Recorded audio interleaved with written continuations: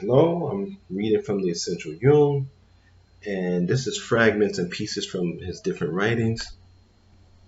And as always, coming to you from an undisclosed location. It's my last day at this location. We'll be at a new one tomorrow if I make it. That's how we're living these days. Because in New York City, anyway, we've turned into basically the purge out here. So, but like I always say, I'll keep going as long as I can. This is from Mental Disease and the Psyche, CW3, paragraphs 498 to 503. Let's go. In 1907, I came before the scientific public with a book on the psychology of dementia precox. By and large, I adopted a standpoint affirming the psychogenesis of schizophrenia and emphasized that symptoms, delusions, and hallucinations are not just meaningless chance happenings, but as regards their content, are in every respect significant psychic products. This means that schizophrenia has a psychology, i.e., a psychic causality and finality, just as normal mental life has, though with this important difference: whereas in the healthy person the ego is the subject of his experience, in the schizophrenic the ego is only one of the experiencing subjects. In other words, in schizophrenia, the normal subject has split into a plurality of subjects, or into a plurality of autonomous complexes. The simplest form of schizophrenia, of the splitting of the personality, is paranoia. Yeah, the classic persecution mania of the, and he uses some French words. It consists in a simple doubling of the personality, which in milder cases is still held together by the identity of the two egos. The patient strikes us at first as completely normal. He may hold office, be in a lucrative position. We suspect nothing. We converse normally with him, and at some point we let fall the word Freemason. Suddenly the jovial face before us changes. A piercing look full of abysmal mistrust and inhuman fanaticism meets us from his eye. He has become a hunted, dangerous animal surrounded by invisible enemies. The other ego has risen to the surface. I wonder, when you're black and all the institutions are out to get you, I wonder if that could be misdiagnosed as schizophrenia. Because, I mean, you're paranoid, but there's a reason for it. There's social conditions creating it. So I wonder about that. What has happened, obviously, at some point or other, the idea of being a persecuted victim gained the upper hand, became autonomous, and formed a second subject which at times completely replaces the healthy ego. It is characteristic that neither of the two subjects can fully experience the other, although the two personalities are not separated by a belt of unconsciousness as they are in a hysterical dissociation of personality. They know each other intimately, but they have no valid arguments against one another. The healthy ego cannot counter the effectivity of the other, for at least half its effectivity has gone over into its opposite number. It is, so to speak, paralyzed. This is the beginning of the schizophrenic apathy, which can be observed in paranoid dementia. The patient can assure you with the greatest indifference, I am the triple owner of the world, the finest turkey, the Lorelei, the Germania, the Helvetia, of exclusively sweet butter and Naples, and I must supply the whole world with macaroni. All this without a blush and with no flicker of a smile.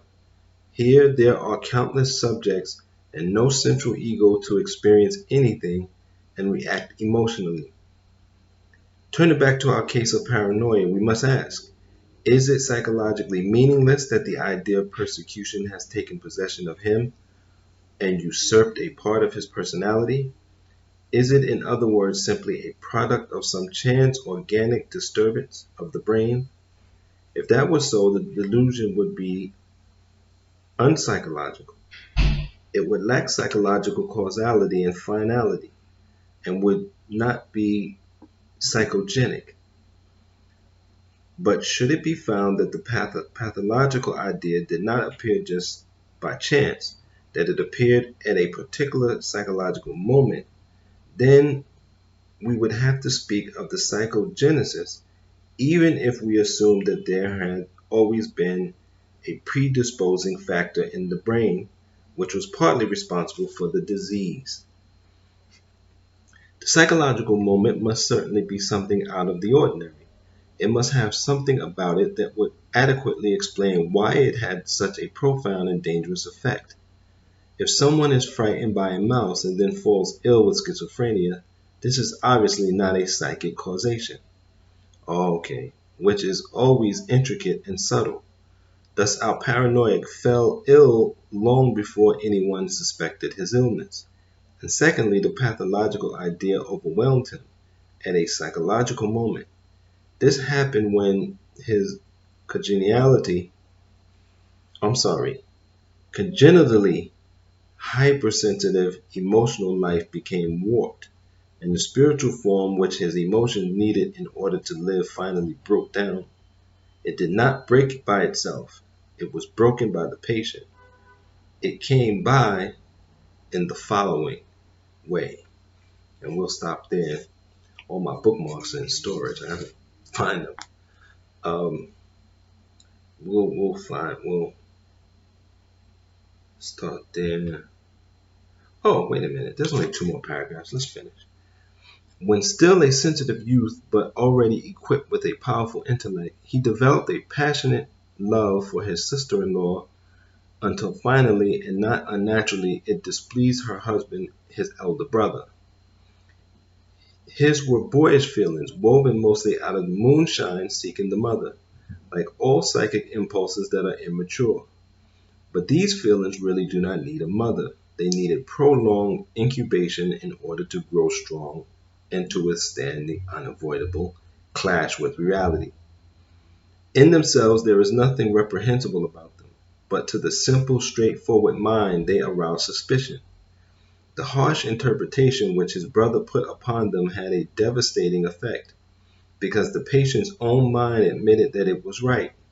His dream was destroyed, but this in itself would not have been harmful had it not also killed his feelings.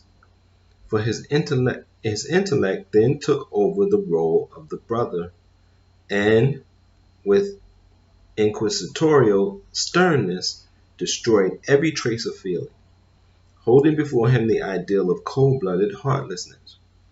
A less passionate nature can put up with this for a time, but a highly strung, sensitive nature in need of affection will be broken. Gradually, it seemed to him that he had attained his ideal, when suddenly he discovered that waiters and such like people took a curious interest in him, smiling at one another understandingly, and one day he made the startling discovery that they took him for a homosexual. The paranoid idea had now become autonomous. It is easy to see the deeper connection between the pitilessness of his intellect, which cold-bloodedly destroyed every feeling, and his unshakable paranoid conviction. This is psychic causality, psychogenesis. In some such way, naturally, with endless variations, not only does paranoia arise, but also the paranoid form of schizophrenia, characterized by delusions and hallucinations, and indeed all other forms of schizophrenia. I would not class among the group of schizophrenias those schizophrenic syndromes such as catatonias with rapidly lethal outcome, which seem from the beginning to have an organic basis. The microscopic lesions of the brain often found in schizophrenia I would, for the time being, regard as secondary symptoms of degeneration, like the atrophy of the muscles in hysterical paralysis. The psychogenesis of schizophrenia would explain why certain milder cases which do not get as far as the mental hospital but only appear in the neurologist's consulting room, can be cured by psychotherapeutic means. With regard to the possibility of cure, however, one should not be too optimistic. Such cases are rare. The very nature of the disease, involving as it does the disintegration of the personality, rules out the possibility of psychic influence, which is the essential agent in therapy. Schizophrenia shares this peculiarity with obsessional neurosis, its nearest relative in the realm of the neuroses. That's just amazing. Lesions on the brain. There's another, Amos Wilson talks about lesions on the brain, how healthy black babies start out fine and then develop lesions on the brain from atrophy, from not the brain just not being used. People in the house not helping to develop the brain, and then how those lesions can be fixed because the baby wasn't born with them. When you hear people say this society has been dumbed down, I think Amos Wilson talks about that. I have to get some Amos Wilson stuff. See if I can find it. Until next time, this video went way too long. Stay safe and stay sane.